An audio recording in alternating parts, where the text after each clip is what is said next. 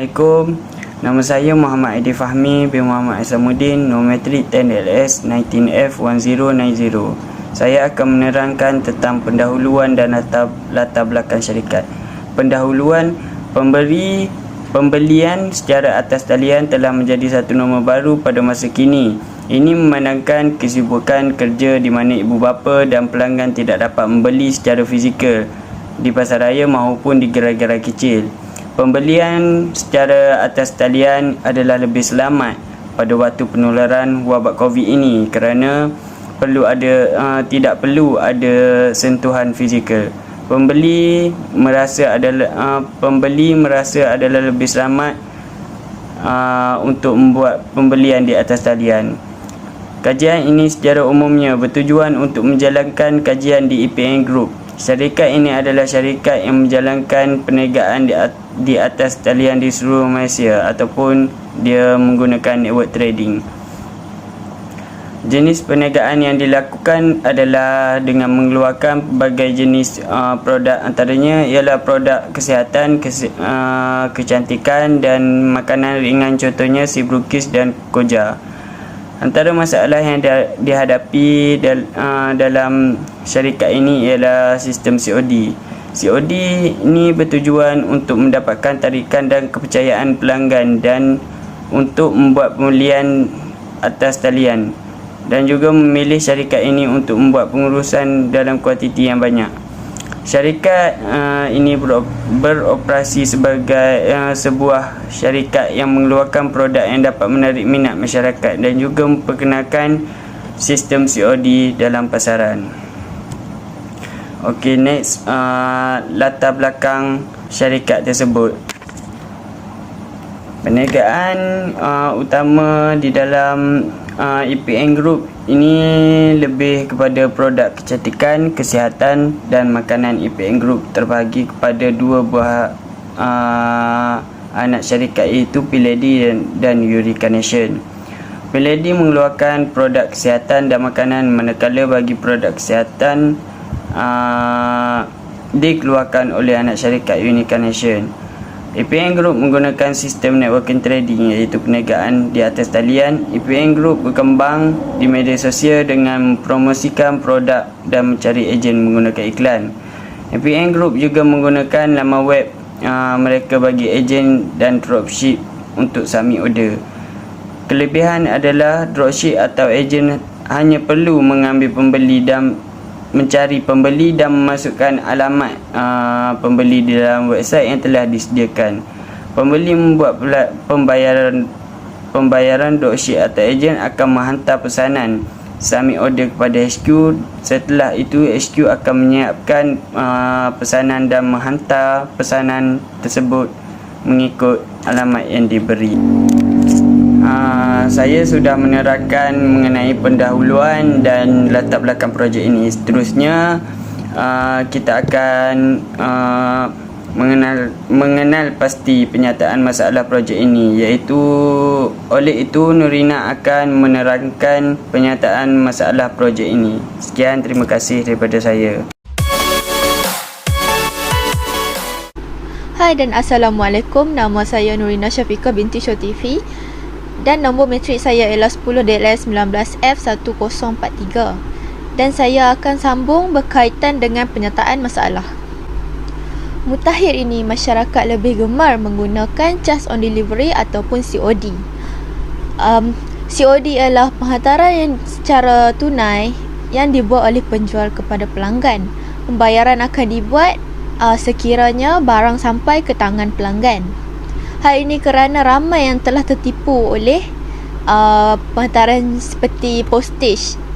Jadi, ramai yang telah hilang kepercayaan untuk membeli secara postage. Hasil daripada kajian kami, syarikat EPN Group mengalami masalah berkaitan dengan COD. COD di kawasan luar bandar seperti pedalaman yang tidak mempunyai kerjaan luas. Hal ini telah menyebabkan barang yang ditempah oleh pelanggan lambat sampai ke tangan mereka. Ini merupakan beberapa artikel berkaitan masyarakat di negara kita ditipu oleh penjual produk lain dan menggunakan kaedah secara postage. Oleh itu, disebabkan hal ini, mereka lebih memilih kaedah COD berbanding postage kerana bila kita guna kaedah COD ni, barang akan terus sharp sampai ke tangan kita dan cepat. Kalau postage ni dia akan ambil dalam beberapa hari, dalam seminggu, 2 minggu, kadang 2-3 hari. Okay, sekian, terima kasih daripada saya. Seterusnya akan disambung oleh Luqman berkaitan dengan objektif projek kami. Luqman Hakim bin Abdul Latif, nombor matrik 10 DRS 19F03. Okay, saya akan membentangkan tentang objektif kajian dalam projek kami. Okay, yang pertama adalah objektif am. Poin kami adalah mengenal pasti masalah yang dihadapi penghantar dan penerima tunai semasa penghantaran COD. Jika projek ini berjaya, mungkin kami dapat menyelesaikan masalah yang dihadapi oleh syarikat EPM Group dalam sistem penghantaran. Seterusnya adalah memfokuskan pelanggan di luar bandar seperti kawasan pedalaman yang tidak mempunyai kuliah yang luas. Seperti kita tahu, di kawasan kampung-kampung sukar untuk mendapat syarikat kurier yang efektif yang dapat membuat penghantaran kepada pelanggan di luar bandar. Ini menyebabkan kami cuba untuk menghasilkan projek ini. Okay, seterusnya adalah objektif spesifik. Meningkatkan keupayaan syarikat untuk memenuhi keperluan pengguna di luar bandar untuk proses penghantaran secara tunai atau COD. Okay, yang terakhir adalah membangunkan sebuah laman web iaitu EPM Delivery. Okay, seterusnya saya akan berikan kepada pemikiran untuk menerangkan tentang justifikasi projek inovasi. Terima kasih.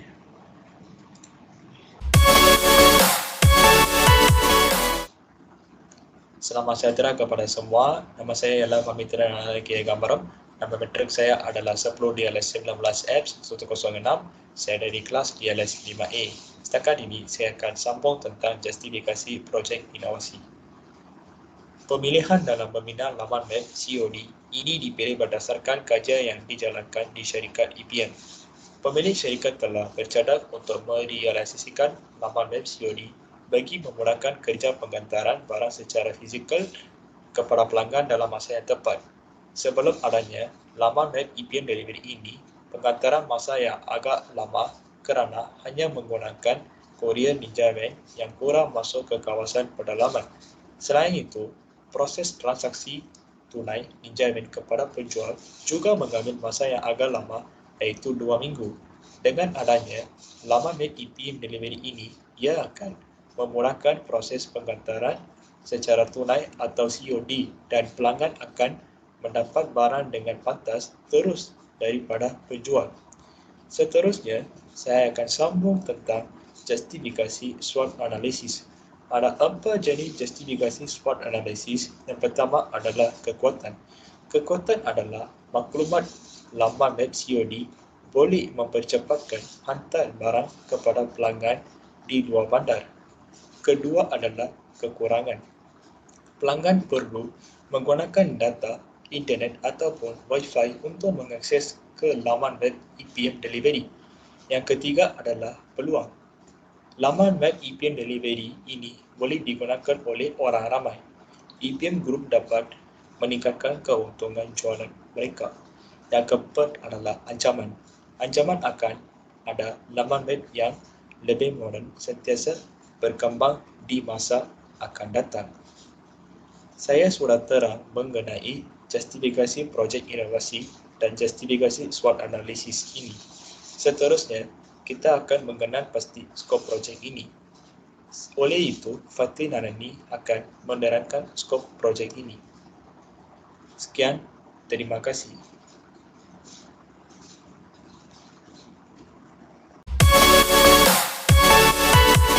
Assalamualaikum, nama saya Fatin Hanani binti Abdul Aziz, nombor matrik 10 DLS 19F1019 dan saya akan teruskan dengan skop projek. Skop kajian ini memfokuskan kepada permasalahan syarikat EPM Group iaitu syarikat telah menghadapi masalah penghantaran barang secara tunai atau cash on delivery COD bagi kawasan di luar bandar yang telah menyebabkan kesukaran pihak syarikat untuk membuat penghantaran barang kepada pelanggan yang berada di kawasan luar bandar. Atau dalam bahasa mudahnya, pihak syarikat tidak dapat cover bahagian penghantaran barang ke kawasan luar bandar oleh kerana pihak syarikat menggunakan kurier yang sedia ada seperti Ninja Van. Hal ini juga akan menyukarkan pelanggan di luar bandar untuk membuat pembelian kerana bimbang akan proses penghantaran barang mereka. Oleh itu, tujuan projek ini dijalankan adalah untuk membangunkan sebuah laman web iaitu EPM Delivery kepada syarikat EPM Group supaya syarikat EPM Group dapat menyelesaikan masalah penghantaran barang secara tunai kepada pelanggan yang berada di kawasan luar bandar serta memudahkan pihak penghantaran barang syarikat untuk melakukan tugasan penghantaran barang secara tunai dengan selamat, lancar dan teratur. Itu saja daripada saya dan kumpulan saya mengenai pembentangan projek kami. Sekian, terima kasih.